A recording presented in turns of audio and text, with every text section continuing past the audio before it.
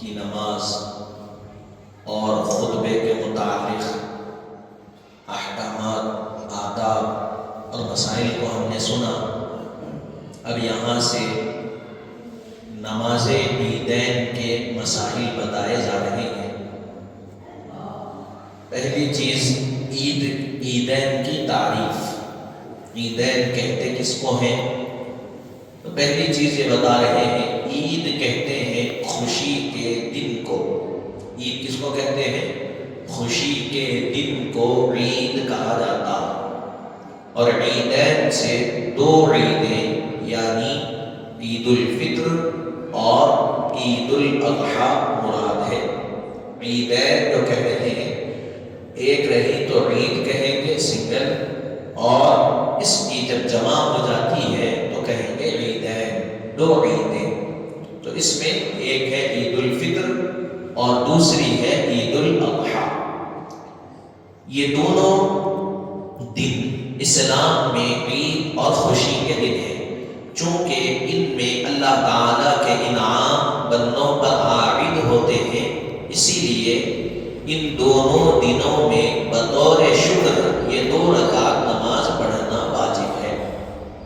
یہ جو عید ہے یہ اسلام کے 2 دن خوشی کے ہیں، یعنی ہر دن ہے، یہ خاص خوشی کے دن ہے، چونکہ ان دنوں میں اللہ تعالیٰ کے انعام بندوں پر عائد ہوتے ہیں، اسی لیے ان دنوں بطور خاص 2 رکعت نماز پڑھی جاتی ہے، یہ واجب ہے۔ اور آپ دیکھیے اسلام کی شان اور عظمت کو دیکھیے، دوسرے مذاہب میں بھی عید کا دن آتا، خوشی کا دن آتا، تو دوسرے مذاہب میں جب خوشی کا دن آتا ہے تو ان کے پاس خوشی منانے کا طریقہ کیا ہے، اور ہمارے پاس جب عید کا دن آتا ہے تو خوشی منانے کا طریقہ کیا ہے۔ ان کے پاس عید کا دن آتا ہے تو وہ کلبوں میں جاتے ہیں، شراب پیتے ہیں اور بے حیائی، فحاشی، عریانی میں مست رہتے ہیں۔ خوشی کا دن ہے ان کے لیے، ان کے مذہب میں وہ چلتے ہیں۔ لیکن ہمارے پاس جب خوشی کا دن آ رہا ہے تو بتلایا گیا کہ خوشی کے دن میں بندے مومن کے پاؤں نہ ڈگمگائے، بندے مومن خوشی میں آ کے کوئی غلط کام نہ کرے۔ اسی لیے اسلام میں بتلایا گیا کہ خوشی کا دن آئے تو ہر دن ہم روزانہ 5 نمازیں پڑھتے ہیں، فرض ہے۔ عید کا دن آیا تو ہم 6 نمازیں پڑھتے ہیں، اس لیے کہ ہر دن ہم 5 مرتبہ اللہ کا شکر ادا کرتے ہیں، اس کے سامنے سر پر سجود ہوتے ہیں۔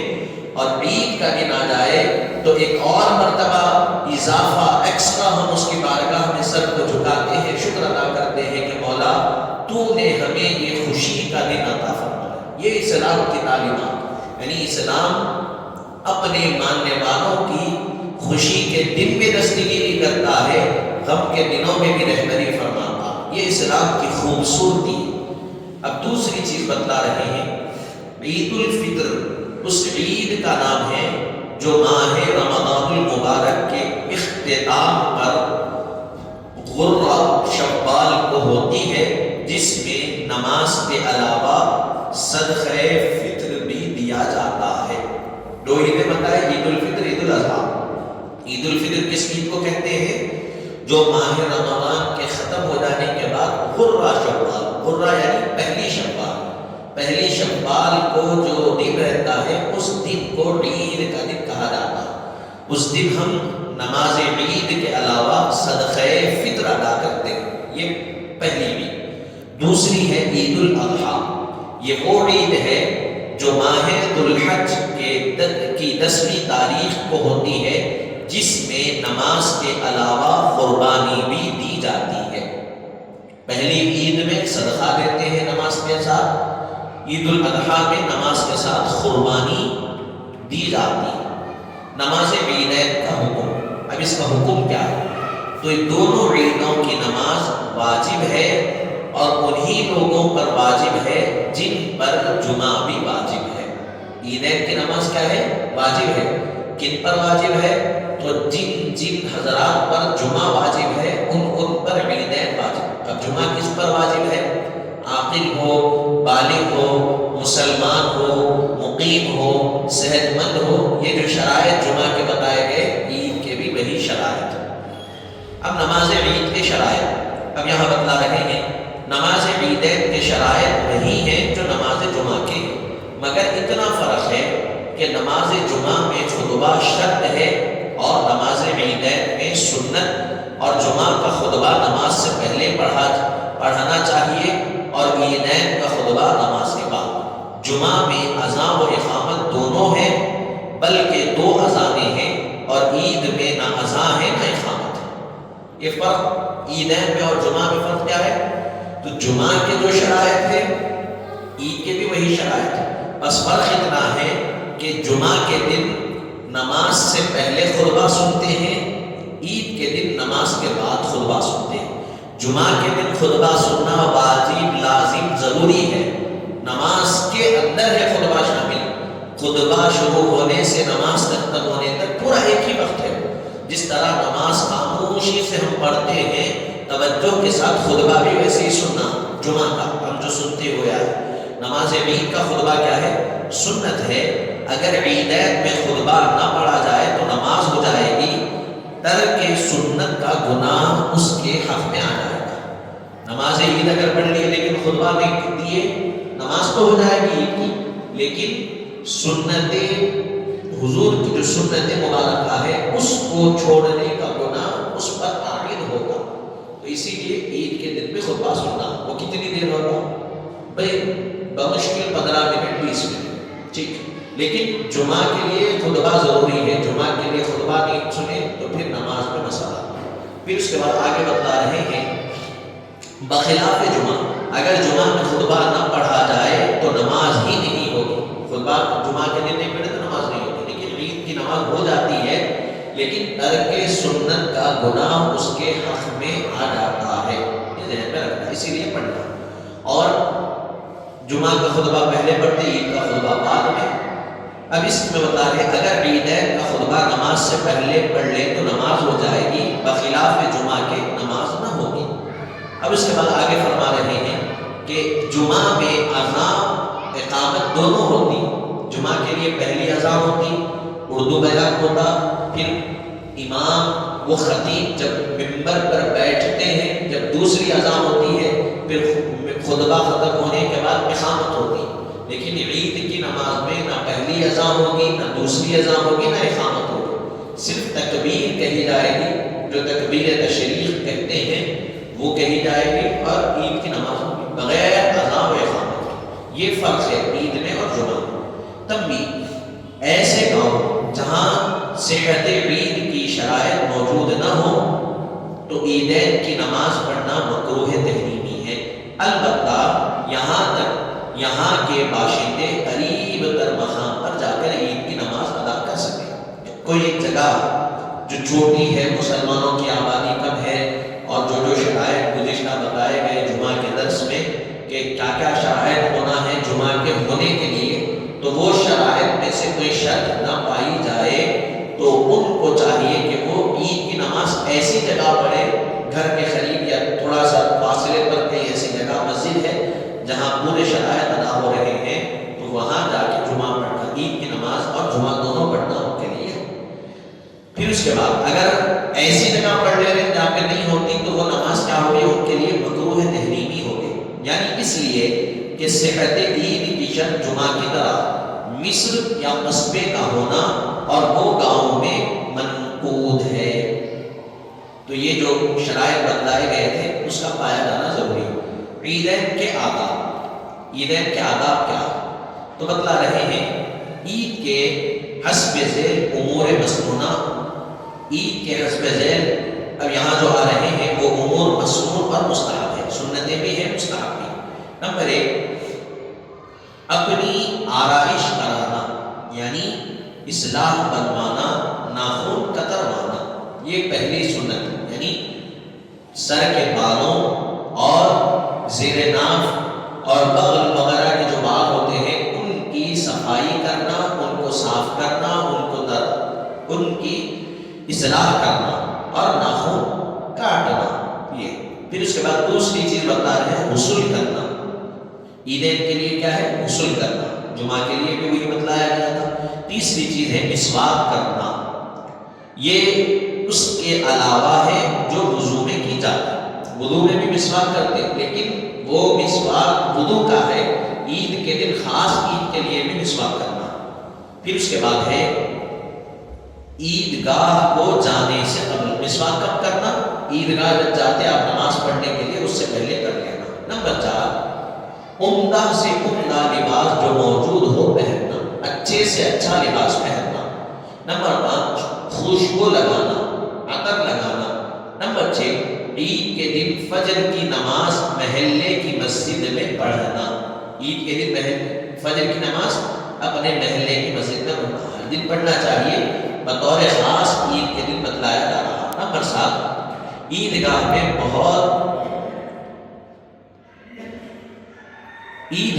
بہت سویرے جانا. عیدگاہ کو کب جانا؟ سویرے سویرے، صبح کے وقت چلے جانا.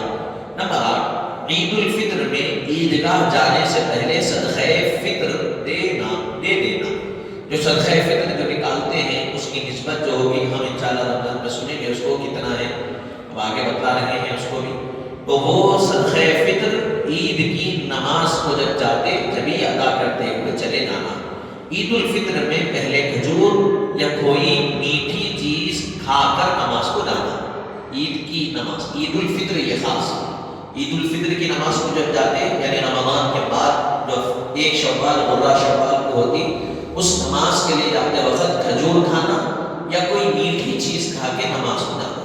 اگر کھجور ہو تو 5 عدد میں کھانا. کھجور ہے آپ کے پاس تو 3 عدد میں یا 5 عدد میں، جو 10 عدد ہوتا ہے اس عدد 3 5 7 9 11 اس عدد میں کھجور کھا کے جانا. نمبر 10 عید الاضحیٰ میں بغیر کچھ کھائے جائے نماز کو جانا. اور اگر قربانی واجب ہو تو نماز سے واپس آ کر اپنی قربانی کا گوشت کھانا. عید الاضحیٰ میں کیا ہے فرق؟ بغیر کچھ کھائے کے نماز کو جانا. نماز پڑھ لیے آ کے قربانی دینا، اور قربانی واجب ہے، صاحب نصاب ہے قربانی دینا، اسی قربانی کے جانور کے گوشت کو کھانا. یہ عید الاضحیٰ. اب اس کی وضاحت میں لکھ رہے ہیں خواہ قربانی واجب ہو یا نہ ہو. اگر قربانی واجب نہیں ہے تب بھی یہی عمل کرنا، بھوکے جانا، نماز پڑھ کے آنا، آئے بعد کھانا کھانا. عید الاضحیٰ میں، عید الفطر میں کھجور یا کوئی میٹھی چیز کھا کے نماز پڑھ جانا. پھر اس کے بعد 11ویں چیز بتلا رہے ہیں عید کی نماز خاص طور پر عیدگاہ میں جا کر ادا کرنا. عید کی نماز نہ پڑھنا، عیدگاہ میں جا کے عید کی نماز ادا کرنا. نمبر 12 عیدگاہ کو ایک راستے سے جانا اور دوسرے راستے سے واپس آنا. عیدگاہ جانے کا طریقہ کیا ہے؟ تو ایک روٹ جانے کے لیے ڈیسائیڈ کرنا اور آنے کے لیے ایک روٹ کا انتخاب کرنا. ایک راستے سے جانا، دوسرے راستے سے آنا. نمبر 13 عیدگاہ کو پابیادہ جانا. شرط ہے کہ جا سکتے ہو. عیدگاہ کو پیدل جانا ٹھیک ہے، لیکن شرط ہے کہ جا سکنا. عیدگاہ دور ہے تو آپ پیدل جائیں گے تو نماز ختم ہو جائے گی، اسی لیے آپ سواری پہ جا سکتے ہیں. قریب ہے جا سکتے تو جائیے. اور ایسے بھی کچھ حضرات گزرے ہیں جو گھر سے دور رہنے کے باوجود نماز فجر پڑھتے ہی عید کے لیے نکل جاتے ہیں پیدل چلتے ہوئے، اس لیے کہ یہ سنت عمل ہے. حضور پاک صاحب الاولاد صلی اللہ علیہ وسلم کی سنت مبارکہ ہے. ایک مرتبہ تو اپنی زندگی میں ادا ہو جائے، ایسا بزرگوں کا طریقہ رہا. پھر اس کے بعد نمبر 4 راستے میں تکبیر یعنی اللہ اکبر لا الہ الا اللہ اللہ اکبر وللہ الحمد پڑھتے ہوئے جانا. راستے میں جب جاتے ہیں تو یہ تکبیر پڑھنا اور عیدگاہ پہنچ کر ختم کر دینا. عیدگاہ پہنچنے تک تکبیر پڑھنا. نمبر 15 عید الفطر میں تکبیر آہستہ اور عید الاضحیٰ میں باآواز بلند پڑھنا. نیز خیرات کی زیادتی، خوشی کا اظہار اور مبارکباد دینا مستحب ہے. عید الفطر میں تکبیر آہستہ پڑھنا، عید الاضحیٰ میں آواز بلند پڑھنا، خیرات کی زیادتی، خوشی کا اظہار اور آپس میں مبارکبادی دینا یہ مستحب عمل ہے. تمی عید کی نماز اگرچہ مسجد میں جائز ہے لیکن عیدگاہ میں جا کر ادا کرنا سنت مؤکدہ. عید کی نماز ہم مسجد میں بھی پڑھ سکتے ہیں، جامع مسجد ہے، افضل ہے، گھر کے پاس مسجد ہے، پڑھ سکتے ہیں، لیکن افضل عمل اور سنت مؤکدہ حضور پاک صلی اللہ علیہ وسلم جس سنت پر کثرت سے عمل کرے اس کو سنت مؤکدہ ہوتا ہے، اور غیر مؤکدہ اس کو بولا جاتا حضور کبھی کبھی عمل کیے اکثر چھوڑے۔ فجر کی 2 رکعت نماز سنت مؤکدہ کیوں ہے؟ اس لیے کہ حضور اکثر وہ نماز پڑھتے تھے، کبھی کبھی چھوڑتے تھے، تو جس سنت پہ حضور مداومت کرے اور کبھی کبھی آپ نے اس کو ترک فرمایا وہ سنت مؤکدہ ہے، اور جس کو زیادہ تر ترک فرمایا کبھی کبھی ادا کیے وہ غیر مؤکدہ۔ تو حضور کی سنت مؤکدہ یہ ہے کہ حضور عید کی نماز عید الفطر عیدگاہ میں جا کے ادا کرتے ہیں۔ آپ سوچئے مسجد نبوی جیسا مقام، ایسا مقام جس کے بارے میں ارشاد فرمایا روئے زمین پر سب سے افضل اگر کوئی زمین ہے تو وہ زمین مدینہ منورہ کی سرزمین، اور اس حضور پاک صاحب الاولاد صلی اللہ علیہ وسلم کے گھر کو، بیت کو ہم جاتے ہیں زیارت کے لیے، عمرے کے لیے جب مسجد نبوی، تو وہ جو مقام جہاں حضور رہتے ہیں اور وہ مقام آپ کے رہنے اور ممبر کے درمیان کی جو جگہ ہے وہ ریاض الجنہ ہے، جنت کا ٹکڑا، لیکن حضور اتنا اعلیٰ مقام رہنے کے باوجود بھی عید کی نماز کہاں پڑھتے تھے؟ جا کے عیدگاہ۔ تو اس سے اہمیت معلوم ہو رہی ہے۔ آگے فرما رہے ہیں اس کی وضاحت میں، جو لوگ عیدگاہ چھوڑ کر شہر کی مسجدوں میں بغیر کسی معذوری کے نماز پڑھتے ہیں، غور کریں کہ معاملہ کس قدر برعکس ہے۔ نیز یہ امر بھی غور طلب ہے کہ عیدین جیسے محترم ایام میں سنت مؤکدہ کی مخالفت کی جائے اور اعمال خیر کے بجائے مکروہ تحریمی کا ارتکاب کیا جائے۔ اب یہ ہمارے لیے سوچ اور فکر کی بات ہے۔